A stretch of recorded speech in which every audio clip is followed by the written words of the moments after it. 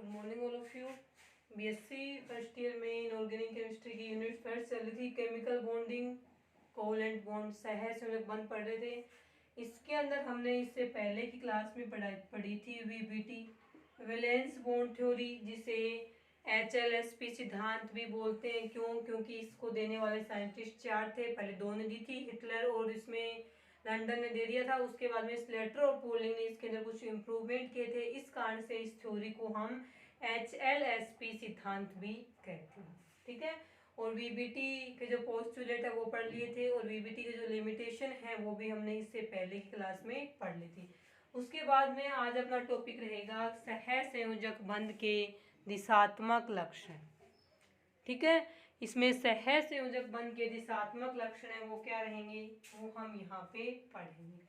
तो सहसंयोजक बंध के दिशात्मक लक्षण में ये आता है कि कोई भी दो ऑर्बिटल्स हैं जिनमें अनपेयर्ड इलेक्ट्रॉन प्रेजेंट हो, अयुग्मित इलेक्ट्रॉन उपस्थित होते हैं, वे वीबीटी संयोजकता बंध सिद्धांत के अकॉर्डिंग वे आपस में ओवरलैपिंग करके वहां पे सिग्मा बॉन्ड का फॉर्मेशन कर देते हैं, और सिग्मा बॉन्ड को वहां पे हम कोवलेंट या सहसंयोजक बंध के नाम से जानते हैं। आ गया समझ में।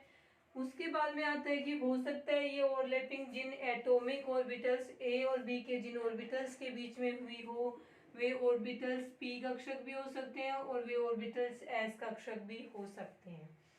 अब इसमें आता है कि जो एस कक्षक होते हैं उसमें फर्स्ट लाइन की जाएगी कि एस ऑर्बिटल्स हैं उनकी शेप कैसी होती है, राउंड शेप होती है।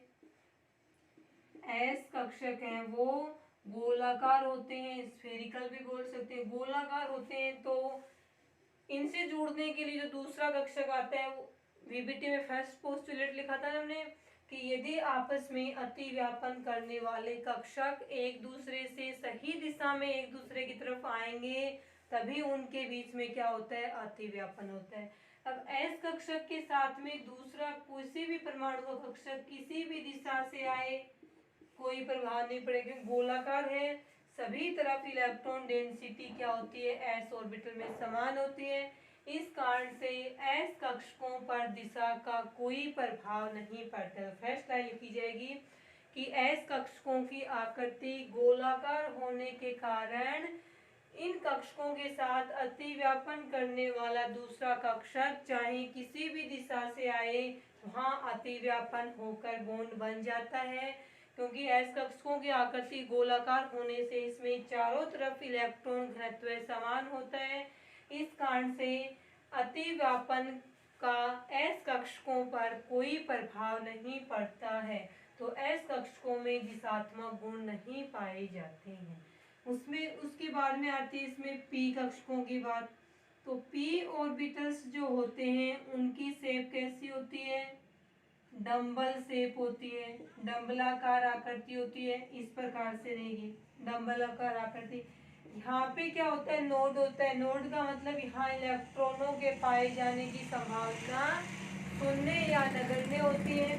और इलेक्ट्रॉन घनत्व इन लोब्स में, डंबल शेप में दो क्या होती है, लोब्स होती है, पालियां होती हैं। तो इलेक्ट्रॉन है वो इन पालियों में होते हैं, और इनका जो बीच वाला पॉइंट है जहाँ पे दो पालियां एक दूसरे को क्रॉस ओवर करती हैं उसको हम क्या बोलते हैं, नोड बोलते हैं, नोडल प्लेन बोलते हैं। नोडल प्लेन की डेफिनेशन क्या रहेगी कि किसी परमाणु का वह स्थान या किसी परमाणु कक्षक का वह स्थान जहां इलेक्ट्रॉनों के पाए जाने की संभावना 0 या नगण्य होती है उसे नोडल प्लेन कहा जाता है। तो डेफिनेशन क्या लिखी जाएगी इसमें, किसी परमाणु कक्षक का वह भाग जहां इलेक्ट्रॉनों के पाए जाने की संभावना 0 या नगण्य होती है उसे नोडल प्लेन कहेंगे। तो पी ऑर्बिटल की जो ये डंबल शेप है उसमें ये वाला नोडल प्लेन रहेगा, इलेक्ट्रॉन सिर्फ यहाँ पे है। अब एक मान लीजिए ए परमाणु का पी कक्षक है, दूसरा पी परमाणु का क्या है, पी, दूसरे पी पर बी का क्या है, एस कक्षक। यदि एस कक्षक यहाँ जुड़े तब तो अतिव्यापन होकर बॉन्ड बन रहा है। लेकिन यदि एस कक्षक इस दिशा से आ रहा है जुड़ने के लिए, वो यहाँ आएगा तो अतिव्यापन हो गएगा, नहीं होगा। क्योंकि एस कक्षक जिस जगह आके जुड़ रहा है पी के साथ में, उस वहां पे तो क्या है, पी कक्षक का नोडल प्लेन है। यहाँ इसके पास तो इलेक्ट्रॉन है एस के पास में, लेकिन पी के पास में इलेक्ट्रॉन नहीं है। इलेक्ट्रॉन नहीं है, दोनों कक्षकों के पास में इलेक्ट्रॉन नहीं मिले, केवल एस के पास इलेक्ट्रॉन है, पी के पास यहाँ इलेक्ट्रॉन नहीं है, तो यहाँ पे अतिव्यापन नहीं होगा।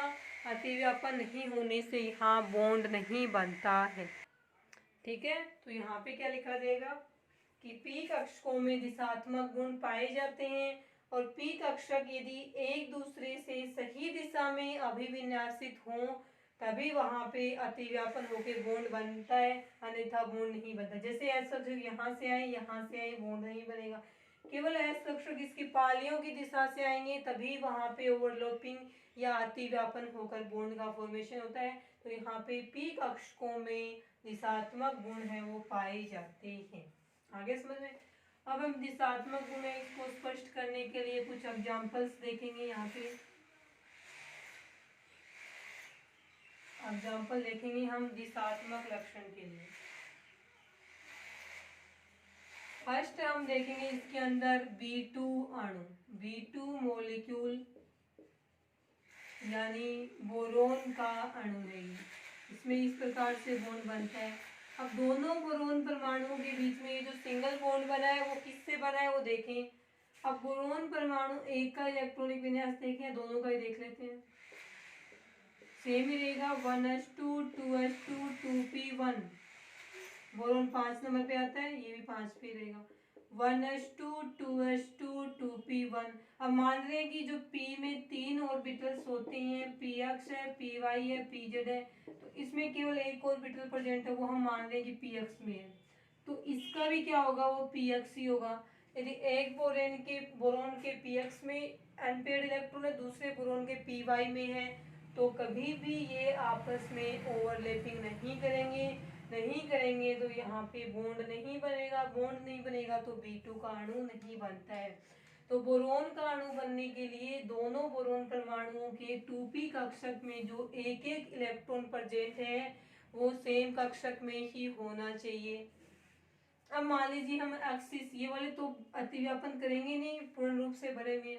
अब मान रहे हैं कि दोनों बोरोन के जो परमाणु हैं जिनके p कक्षक अतिव्यापन करें, ये एक्सिस जो इंटर न्यूक्लियर एक्सिस मानी जाती है, इंटर न्यूक्लियर एक्सिस या अंतर नाभिकीय अक्ष मानी जाती है, वो कौन सी रहेगी, अक्स एक्सिस रहेगी। अंतर नाभिकीय एक्सिस यदि अक्स एक्सिस है तब तो ये क्या होंगे, पी एक्स होंगे। यदि ये पी वाई है तब ये पी वाई होंगे, और यदि ये पी जेड है, ये सॉरी यदि ये जेड एक्सिस है तो ये पी जेड ही रहेंगे। आगे समझिए, क्योंकि पी ये कौन सी है, अक्स एक्सिस होगी ना, उसी कंडीशन में पी एक्स ऑर्बिटल है वो इस अक्ष के ऊपर आएंगे। यदि इंटर न्यूक्लियर एक्सिस हो वाई तो ये पी एक्स है वो इसके ऊपर ऐसे नहीं बनेगा, ये पी एक्स तो ऐसे बनेगा। जैसे अंतर्नाभिक एक्सिस है वैसा ही यहाँ पे अनपेयर्ड इलेक्ट्रॉन वाला कक्षक है वो होना चाहिए। अब देखें यहाँ पे क्या बनेगा, दोनों बोरोन का, ये फर्स्ट बोरोन का है, बोरोन का 2p अक्ष है जिसमें एक अनपेयर्ड इलेक्ट्रॉन प्रेजेंट है, और ये दूसरे बोरोन का क्या है, दूसरे बोरोन का 2p कक्षक है जिसमें एक इलेक्ट्रॉन प्रेजेंट है। इस प्रकार से ये दोनों के बीच में यहाँ पे क्या हो जाएगी, अतिव्यापन होगा। अतिव्यापन होने से सिग्मा बॉन्ड बनेगा। इस प्रकार से यहाँ पे B2 का अणु बनेगा और दोनों बोरोन परमाणुओं के बीच में एक सहसंयोजक सिग्मा बंध का निर्माण हो जाता है। B2 मॉलिक्यूल के बाद में सेकेंड मॉलिक्यूल देखें, इसके अंदर C2 अणु। तो C2 के अणु में हम ये मानते हैं कार्बन के दो परमाणुओं के बीच में दो बॉन्ड पाए जाते हैं, एक सिग्मा बॉन्ड है और एक कौन सा होगा, पाई बॉन्ड होगा। जहां भी किसी मॉलिक्यूल में दो एटम के बीच में इस प्रकार से बॉन्ड प्रेजेंट हो, दो बॉन्ड प्रेजेंट हो, तब हम क्या बोलेंगे कि उसमें से एक सिग्मा बॉन्ड है और एक क्या रहेगा, पाई बॉन्ड है वो रहेगा। उसके बाद देखें इसके अंदर बनेगा कैसे, एक सिग्मा और एक पाई बॉन्ड। तो हम कार्बन है दोनों, उनका इलेक्ट्रॉनिक विन्यास लिखते हैं, 6 नंबर पे आएगा और ये वाला भी 6 पे आएगा। तो 1s2 2s2 2p2, 2p2 को हम क्या लिख रहे हैं, दो इलेक्ट्रॉन है 2p अक्ष, और 2py और 2pz में क्या मान रहे हैं, 0 मान रहे हैं। तो जो दूसरा कार्बन है उसके अंदर भी 2p कक्षक में जो दो इलेक्ट्रॉन्स हैं वो एक इलेक्ट्रॉन 2p(x) में रहेगा, दूसरा इलेक्ट्रॉन है वो 2p(y) में रहेगा। तो हम इसको क्या लिखेंगे, 2p(x1), 2p(y1) और 2p(z) क्या आएगा, 0 आएगा। अब देखो इसमें इंटर न्यूक्लियर एक्सिस यदि हम किसको माने, एक्स एक्सिस को माने, माना कि ये जो एक्सिस है यहाँ पे इंटर न्यूक्लियर एक्सिस या अंतर नाभिकीय एक्स है वो कौन सी है, एक्स एक्सिस है। एक्स एक्सिस होगी तब तो दोनों के दोनों inter nuclear axis, inter nuclear axis यहाँ पे है एक्स एक्सिस, एक्स एक्सिस होगी तो ये दोनों px वाले ऑर्बिटल्स हैं दोनों कार्बन के, जैसे एक कार्बन का px ये है और दूसरे कार्बन का px है वो इस प्रकार से बनेगा। ठीक है, ये एक कार्बन का है और ये दूसरे वाले कार्बन का है। और यदि ये inter nuclear axis x axis है तब तो ये ऐसा होगा, ये px है और ये भी क्या है px, दोनों में एक एक अनपेड इलेक्ट्रॉन है, आपस में ओवरलैपिंग करेंगे और ओवरलैपिंग करके यहाँ पे सिग्मा बॉन्ड का निर्माण करते हैं। और लेकिन यदि ये इंटर न्यूक्लियर एक्सिस यहाँ पे y एक्सिस रहे, y एक्सिस होगी तो ये वाले px नहीं होंगे, ये वाले ऑर्बिटल्स कौन से बन जाएंगे, py। अब py है ना वो एक्सिस के ऊपर रहेंगे और p अक्ष है वो इसके क्या रहेगा, इस प्रकार से आएगा, इस प्रकार से 90 डिग्री पर नहीं होता, इस प्रकार थोड़ा टेढ़ा आएगा। इसी प्रकार से py है तो इस कार्बन का py है वो इस प्रकार से आएगा।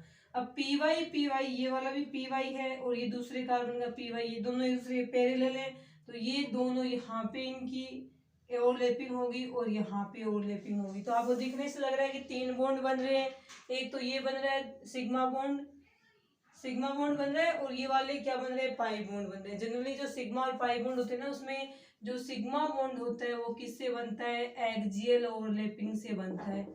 एक्सियल ओवरलैपिंग यानी अक्ष पर जो अतिव्यापन होता है उससे सिग्मा बॉन्ड का निर्माण होता है। आगे आएंगे आपकी सिग्मा बॉन्ड पाई बॉन्ड वहां पे पढ़ लेंगे। दूसरा जो ये पाई बॉन्ड है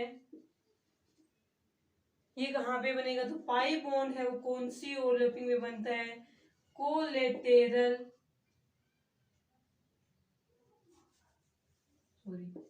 कोलेटेरल ओवरलैपिंग होती है ना, जिसको हम क्या बोलते हैं, सहपार्श्वीय अतिव्यापन बोलते हैं। उस अतिव्यापन में कौन सा बॉन्ड बनता है, पाई बॉन्ड बनता है। तो ये जो बॉन्डिंग हो रही है ओवरलैपिंग हो रही है अक्ष के ऊपर जो px प्रेजेंट है उनके अंदर, वो तो हो गया एक्सियल ओवरलैपिंग। और एक्सियल ओवरलैपिंग के अंदर कौन सा बॉन्ड बनेगा, सिग्मा बॉन्ड बनेगा। अब ये जो ओवरलैपिंग होती है दोनों कार्बन के py ऑर्बिटल्स के बीच में वो कहलाएगी आपके यहाँ पे कोलेटरल ओवरलैपिंग कहलाती है। कोलेटरल ओवरलैपिंग होगी तो कौन सा बॉन्ड बनेगा, पाई बॉन्ड। आपको 3 बॉन्ड दिख रहे ना कि एक सिग्मा और 2 पाई, लेकिन ये 2 ही बॉन्ड है, एक तो सिग्मा बॉन्ड है और ये दो जो एक ही, ये भी py कक्षक है पूरा, ये py कक्षक है पूरा। इन दोनों में ओवरलैपिंग होने से क्या बन रहा है, एक पाई बॉन्ड बन रहा है, क्योंकि ओवरलैपिंग कैसी हो रही है, कोलेटरल ओवरलैपिंग हो रही है। ये जो पाई बॉन्ड है ना जो यहाँ और यहाँ सिग्मा बॉन्ड के ऊपर और नीचे बन रहा है वो एक ही है, लेकिन पाई बॉन्ड बनता 2 जगह पे है लेकिन वो होता क्या है, एक ही है। तो इस प्रकार से कार्बन कार्बन के बीच में 2 बॉन्ड बन गए, जिसमें से एक बॉन्ड रहेगा सिग्मा और दूसरा बॉन्ड रहेगा पाई। और ये ऊपर और नीचे दोनों जगह पाई है ना, इसको मिला करके एक ही पाई बॉन्ड बोलते हैं। लेकिन ये बनता कितनी जगह पे है, 2 जगह पे बनता है। और सिग्मा बॉन्ड एक्सियल ओवरलैपिंग से बनेगा। अक्षीय अतिव्यापन जो अक्ष के ऊपर उपस्थित कक्षकों में होता है और जो अक्ष के लंबवत स्थित कक्षकों में होता है वो कहलाएगा यहाँ पे कोलेटरल या सहपार्श्वीय या पार्श्विक अतिव्यापन कहलाता है। और इसमें हमेशा पाई बॉन्ड का फॉर्मेशन होता है। तो इस प्रकार से C2 मॉलिक्यूल के अंदर पाई बॉन्ड का निर्माण हो जाता है।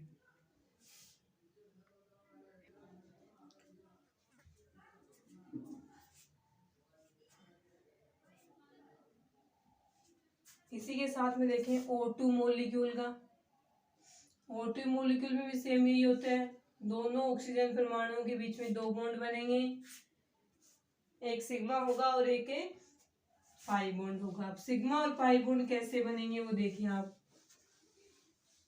तो ये बॉन्ड बनाने के लिए सबसे पहले हम इनका क्या लिखेंगे, यहाँ पे इलेक्ट्रॉनिक विन्यास लिखेंगे। तो इलेक्ट्रॉनिक विन्यास में देखिए आप, ऑक्सीजन आता है 8 नंबर पे, इलेक्ट्रॉनिक विन्यास में रहेगा 1s2 2s2 2p4।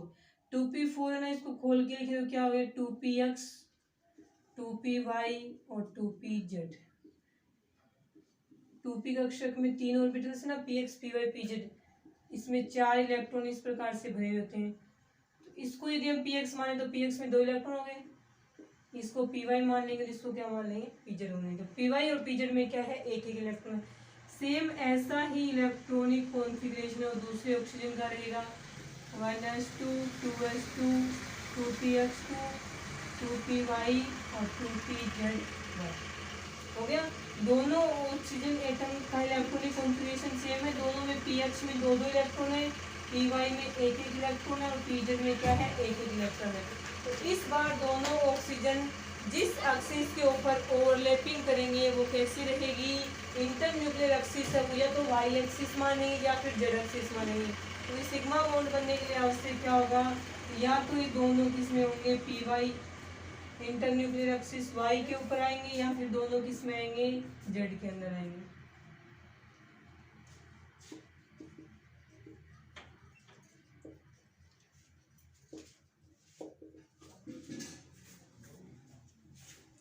ठीक है, अब इसमें ये इंटरन्यूक्लियर एक्सिस है वो रहेगी वाई एक्सिस। वाई एक्सिस दोनों ऑक्सीजन के पी वाई है वो यहाँ पे बनेंगे, दूसरे का ऑक्सीजन का पी वाई यहाँ पे बनेगा, ये रहेगा पी वाई पी वाई, दोनों में एक एक इलेक्ट्रॉन प्रेजेंट है, ये फर्स्ट ऑक्सीजन का ये सेकंड ऑक्सीजन का। उसके बाद में इसका जो पीजेड ऑर्बिटल है वो पी वाई ऑर्बिटल से 90 डिग्री के एंगल पे रहेगा, तो बनेगा इस प्रकार से, ये बनेगा इसमें पीजेड और दूसरे ऑक्सीजन का पीजेड है वो यहाँ पे बनेगा। दोनों में अनपेयर्ड इलेक्ट्रॉन है, इनमें होगी यहाँ पे कोलैटेरल ओवरलैपिंग, यहाँ पे होगी एक्सियल ओवरलैपिंग, इसमें बनेगा सिग्मा बॉन्ड और यहाँ पे बनेगा पाई बॉन्ड।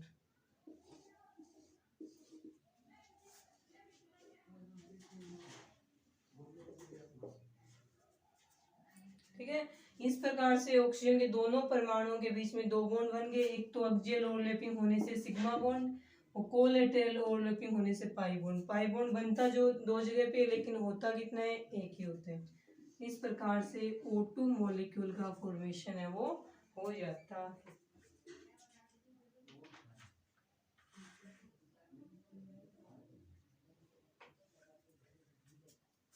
अब इसमें जो सिग्मा पाई बॉन्ड है वो 2 जगह पे बन रहा है, 2 जगह पे बन रहा है, इस कारण से यहाँ पे नोट लगा के क्या लिखेंगे कि चूंकि पाई बॉन्ड का फॉर्मेशन या निर्माण 2 जगह पे होता है, इस कारण से ये सिग्मा बॉन्ड की तुलना में दुर्बल प्रकृति का होता है। तो इसमें क्या लिखा जाएगा कि चूंकि पाई बॉन्ड है उसका निर्माण 2 जगह पे होता है, इस कारण से ये सिग्मा बॉन्ड की तुलना में दुर्बल प्रकृति का होता है।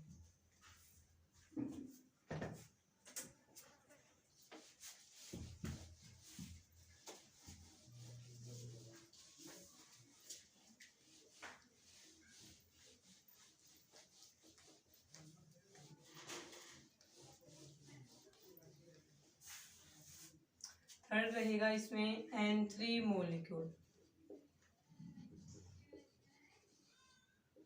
N3 molecule.